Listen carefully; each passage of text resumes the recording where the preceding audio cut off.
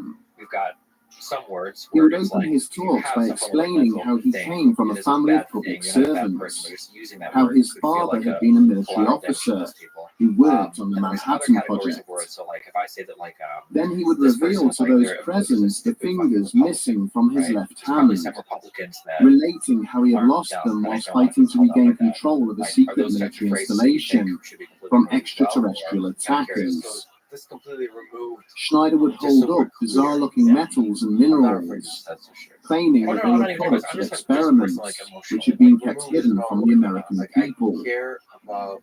He would then Like, explain in great I'm not trying to detail listen to how there people was on a the internet vast saying network you of shouldn't say that underground word. military That's not good. bases beneath I the mean, surface of North America, I'm trying to look linked together by mind miles and apart. miles of The magnetic reason train we're talking today tracks. is you're Finally, betraying your gift. he would close his You better lectures by do this. saying that when You didn't his get to time dig into like came, a more flippant thought just like process. his So it's like the friend, only way you can say that his word is if you're murder ignoring would the be suffering of made to those look people. like a If you're suicide, something that says those people, reiterating that he had no ignoring wish to end his own the life. state of language.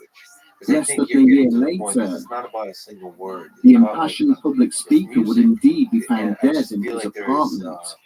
all His sorts death, of perhaps it's a strong unsurprisingly note to that anybody ruins who the had ever melody. heard him speak, And I don't think I can say, ultimately being you shouldn't ruled use the R as word. suicide. I'm speaking to, I'm just listening to music and reviewing the final Much as result. the former It's not Air Force necessarily Sergeant Thomas people Costello use had the done word, before the R him, word, Phil Schneider told anyone strategically who a would part give of the him actual the time what that you there was a built up military base camaraderie hidden that's deep sandwiched beneath the in Archuleta Mesa. some love, but then But you unlike the try to enigmatic reveal it. I guess Costello, you're talking about a lot of things. Schneider chose to deliver his evidence in a far more public manner, speaking openly to roomfuls of interested people and fielding any questions they might have concerning his account. He described how, since the end of the Second World War, the United States government had been building a vast network of underground bases around the country. Schneider explained that to his knowledge, there were 129 deep underground military bases, or DUMBs, hidden beneath the plains, mesas, and mountain ranges of North America. 9 of these were clustered in close proximity to one another, located in and around Groom Lake, near the infamous Area 51 testing facility in Nevada. All of these bases were linked by a seemingly endless series of tunnels, which housed a maglev train line, allowing workers to travel between the locations at speeds of up to Mach 2. As he stood and summarized how these tunnels had been created and how each of the secret bases had been constructed, audiences found themselves visibly impressed by the level of technical detail Schneider used.